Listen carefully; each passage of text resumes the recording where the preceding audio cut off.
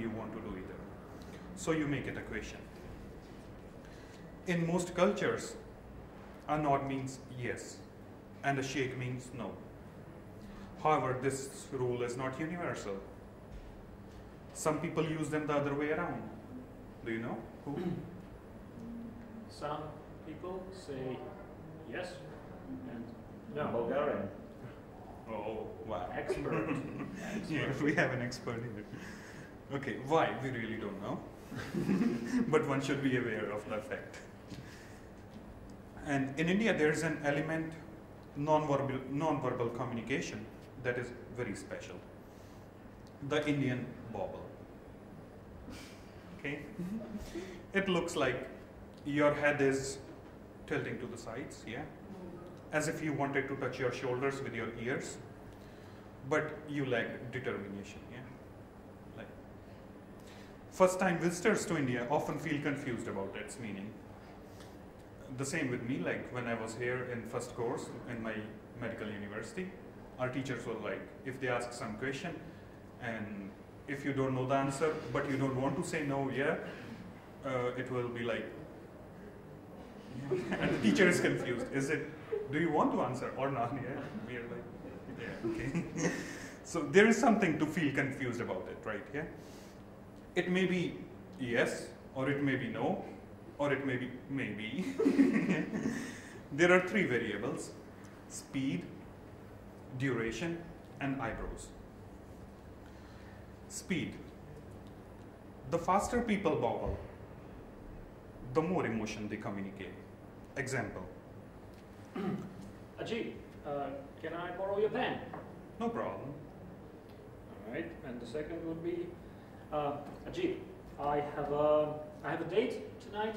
Can I borrow your brown shoes? I'd rather you wouldn't, buddy. And duration. Yeah. Single movement usually indicates acknowledgement. Your information reached its destination and is now being processed, while repeated motion can express amusement, excitement, engagement, empathy. Also, a person might be dancing. Hey Max, are you coming to the movies with us tonight? Yes. Okay, then eyebrows. I think my eyebrows are visible, yeah? Not under the turban.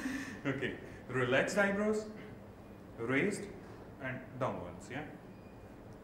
Relaxed eyebrows, acknowledgement or agreement. Like you say something, and people say, yeah, I hear you. Like, Yeah, with relaxed. And raised, enthusiasm, yeah? Excitement, happiness, and surprise, yeah? Lowered, yeah, polite refusal, and cognitive low thinking. So the variables can mix, blend to fine-tune the message or emotion a person wants to communicate. Now you may be wondering why. There's some research. One hypothesis is associated with the power relationships in the society. You see, in India, people are brought up to recognize and respect hierarchy and superiority, be it towards your grandmother, siblings, boss, and even random person in the street. Yeah? That's why we are very cautious when it comes to saying no. So we bob. Yeah? Quite often, one would choose the bob to bob ahead and say something like, well, that's something to think about more carefully, rather than directly say, sorry, but no. Yeah? So, in today's hyper-connected world, communication is the key to success. We hope that this quick guide to Indian English will help you in your work. You are a wonderful audience. Thank you. Any questions? Any? Whatever you like, you can ask. in a video call, have you ever had this? Wobbling. Usually we don't practice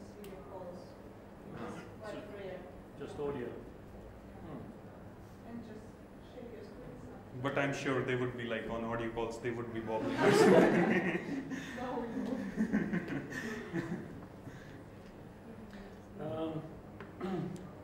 All right, so in case you come up with Yeah. any questions about Indian accents or Indian nonverbals, you can email me or Ajit. And the main takeaways for today would be ask to repeat. Better safe than sorry. You may say like, yes, do you understand me? But you don't, so ask to repeat. Better safe than sorry. Like, well, I should think about it. And when the call is over, you ask the person to repeat. They did, and you understood what was being said. So after the call, you repeat it as they said it.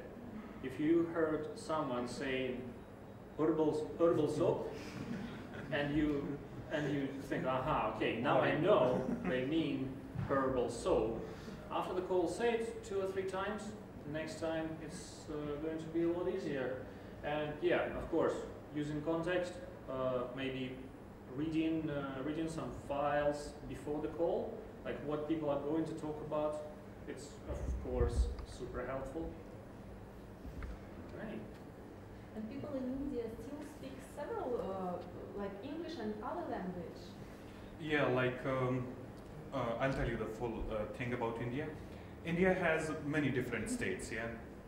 Like there are 29 states in India, and each state has their own official language, which is like taught, spoken, and everything, yeah. And like because we can say English is like really important too, because it's we can say not a national language but an official language. So all the office work, everything is done in English. So a person has to study in school like English is compulsory, yeah, with their own native language, which is our like you can say every state's own language, that is their native. And the third is Hindi, yeah. So these 3 languages are compulsory in a school. Like English, so in when that child is 3 years old, he begins with English, not with their own native language. So like I was 3 years old when I went to Detski Saab, we can say, yeah, kindergarten, and I was like sitting and learning ABC, 1, 2, 3, not in my own language but in English, yeah. So later the native language begins in 1st class.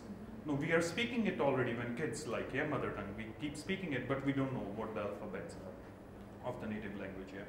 So in 1st class we begin with that, but English, it begins in kindergarten. So everybody nearly like now in modern times, like everybody is studying in English. And how many languages do you speak? Russian, yeah, and English and Hindi, which is the language of India, yeah, and Punjabi, which is my own state language because I'm from Punjab, and learning German, and one more, like we can say a language which is like not being used in everyday kinds, but in India, like in our state, rather than Punjabi, there is one more old Punjabi, which is like called Gurbani language, and we don't use it in verbal communications, but we use it for some other purposes, yeah, for our worshipping and all that.